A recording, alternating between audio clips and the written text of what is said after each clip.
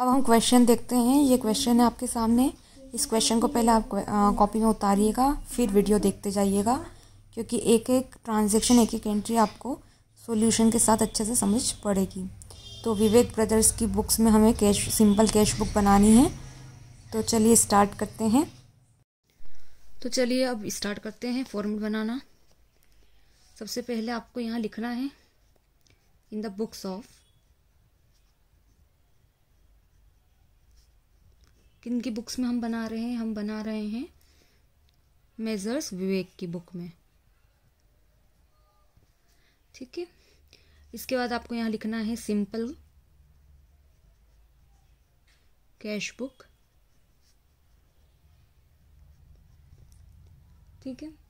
और इसके बाद आपको यहाँ पे इसके जो है क्रेडिट साइड लिखना है और इसके इस साइड डेबिट साइड लिखना है। अब हम कॉलम्स बनाएंगे। तो पहला कॉलम हमारा डेट का है।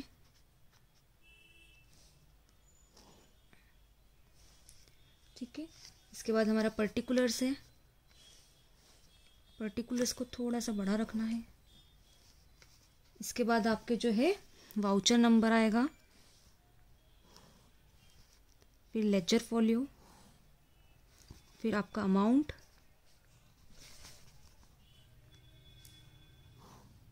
अगेन डेट, फिर से पर्टिकुलर्स,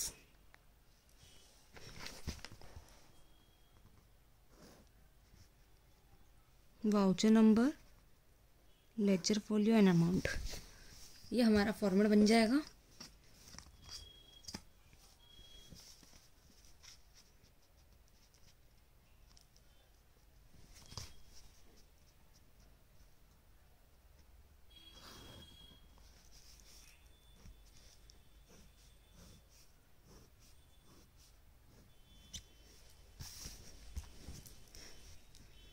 लिख देते हैं हम date,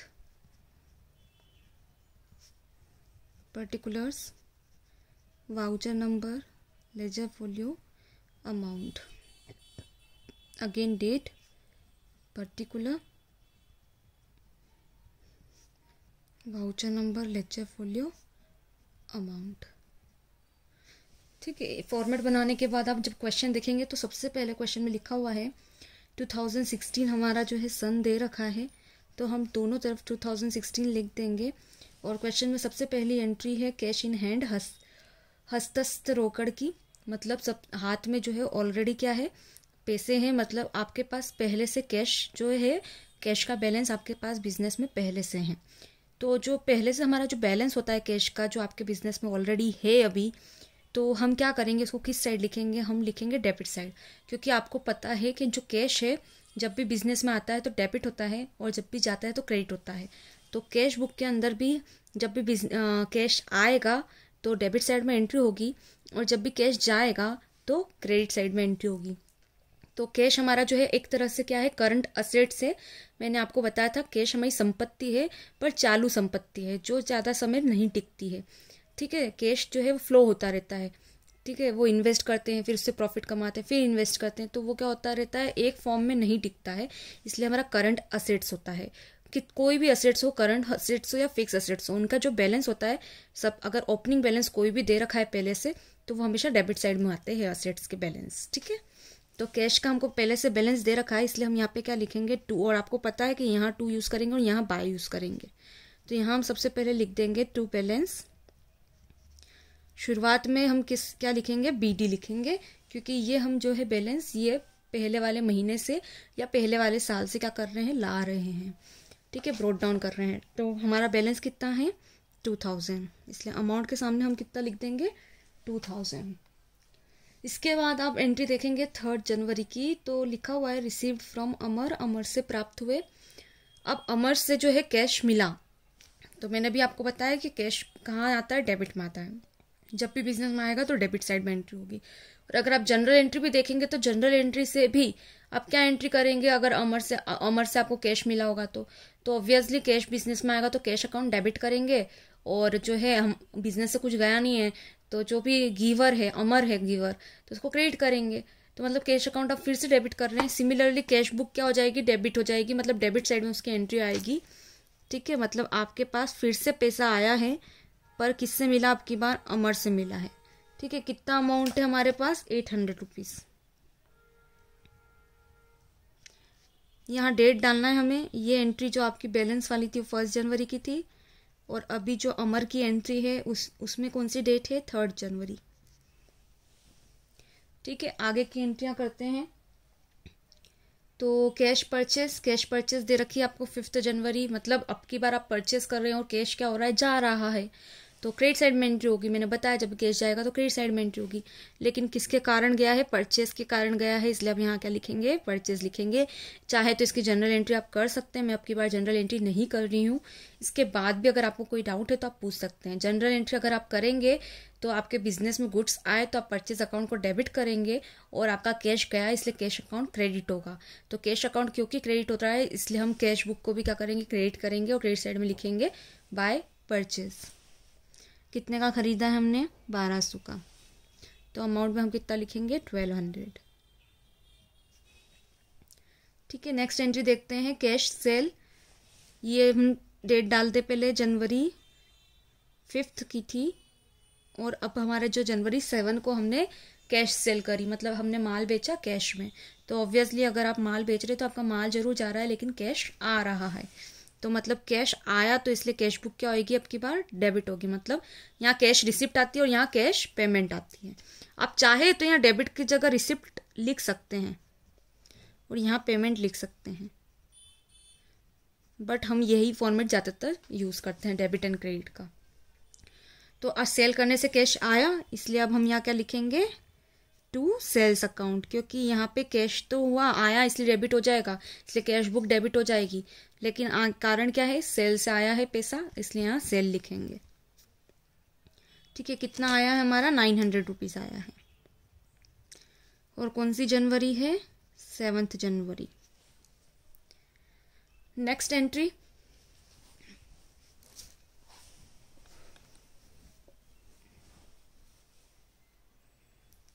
deposited into bank, no again cash sale है 9 जनवरी में, तो फिर से अपने बेचा, फिर से क्या हुआ, पैसा आया सेल से, तो अगेन हम सेल्स लिखेंगे और यहाँ क्या लिख देंगे, जनवरी 9।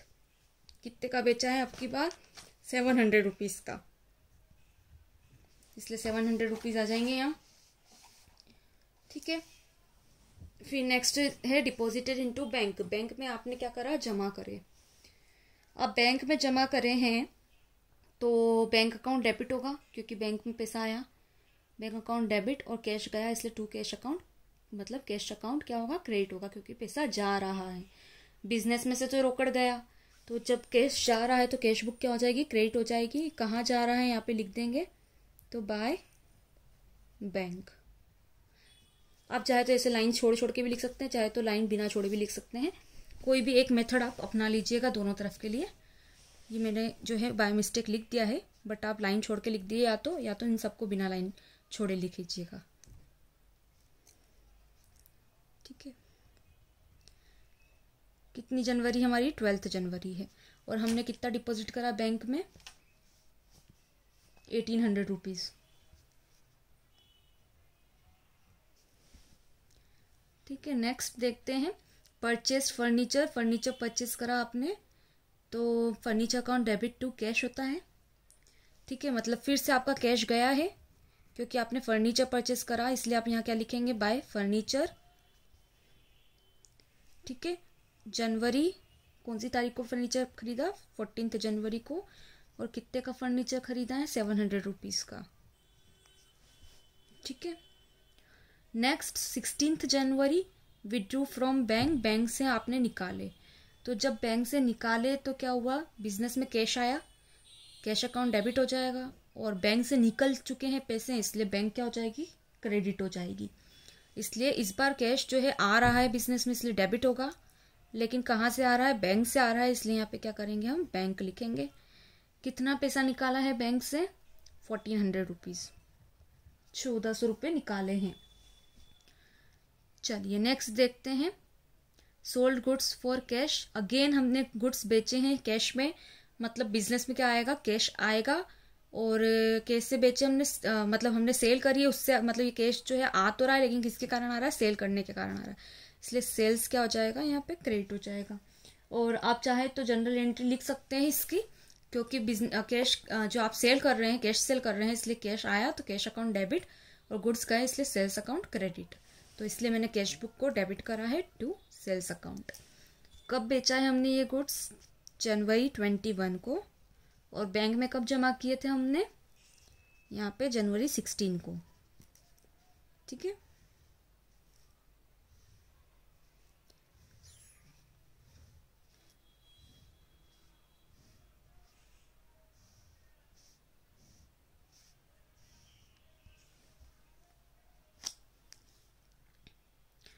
यहाँ हमने सेल कितने का करा है, 1500 का।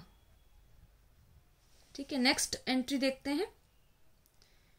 तो नेक्स्ट एंट्री है पेड टू शंकर, शंकर को दिए, आपने शंकर को पैसा दिया तो ऑब्वियसली आपका कैश गया, इसलिए कैश क्या हो जाएगा, क्रेडिट हो जाएगा बाय शंकर, क्योंकि हम शंकर को दे रहे हैं पैसे।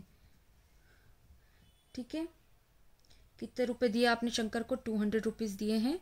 कौन सी जनवरी को दिए हैं आपने शंकर को पैसे, 24 जनवरी को दिए हैं। अगेन सैलरी पेड, सैलरी चुकाई, तो सैलरी क्या होती है, खर्चा होती है, and all the expenses are debited, और सैलरी हमेशा डेबिट होती है, तो salary account debit to cash. ठीक है, मतलब कैश फिर से जा रहा है, इसलिए कैश क्रेडिट हो जाएगा बाय सैलरी। इस बार कैश कैसे गया, सैलरी के कारण गया। कौन सी तारीख को आपने सैलरी दी है, 30 जनवरी को। ठीक है, कितनी दी, 200 रुपीज़। फिर again paid shop rent, shop की रेंट पे करी, तो शॉप की रेंट पे कर रहे हैं, मतलब फिर से कैश क्या हो रहा है, जा रहा है, इसलिए कैश बुक अगेन क्रेडिट हो जाएगी बाय शॉप रेंट, क्योंकि अब की बार हमारा रेंट के कारण पैसा गया। तो कौन सी शॉप की है, 31 जनवरी शॉप रेंट पे करी है, कितनी करी है, 100 रुपीज़। ठीक है, अब आपको क्या करना है, आपको ये पूरा टोटल करना है। ठीक है, डेबिट अमाउंट, देन आपको क्रेडिट अमाउंट टोटल करना है, और दोनों का टोटल करने के बाद आपको क्या करना है, दोनों टोटल करने के बाद माइनस करना है। जब आप माइनस करेंगे तो आपका बैलेंस आ जाएगा, और जिस साइड कम होगा उस साइड आप क्या करेंगे, बैलेंस लिखेंगे। जो है इसको टोटल करना है, आपको माइनस करना है, और क्या करना है, माइनस करने के बाद बैलेंस निकालना है। जिस साइड कमी होगी बैलेंस उस साइड लिखेंगे, जैसे कि हमने लेक्चर के कैश अकाउंट में करा था। तो अब की बार कमी किस साइड है, इस साइड है, क्रेडिट साइड में। नॉर्मली मोस्टली कमी क्रेडिट साइड में ही आती है, तो यहाँ हम बैलेंस लिख देंगे बाय बैलेंस, कैरिड डाउन मतलब आगे ले जाएंगे, और डेट आएगी हमारी जनवरी की लास्ट डेट, और हमारा बैलेंस जब आप माइनस करेंगे तो आ जाएगा 3100। इसके बाद आप टोटल कर लेंगे दोनों अमाउंट के कॉलम में, यहाँ भी और यहाँ भी उसके सामने डबल लाइन खींचनी है आपको, और ऊपर सिंगल लाइन खींचनी है, और टोटल आपको करना है, कितना आएगा, 7300। और ये हमारा क्वेश्चन जो है ओ अभी कंप्लीट नहीं हुआ, सॉरी, एक लाइन बच गई है, मैं ट्रांसफ़र करना तो भूल गई बैलेंस को। ये बैलेंस कहाँ होगा, यहाँ पे ट्रांसफ़र हो जाएगा टू बैलेंस BD। कितना ट्रांसफ़र करेंगे हम, 3100, और यहाँ डल जाएगी नेक्स्ट महीने की फर्स्ट डेट, 1 फरवरी। बस अब हमारा क्वेश्चन कंप्लीट हो गया। आप चाहे तो आप इसको लाइन खींच लीजिए।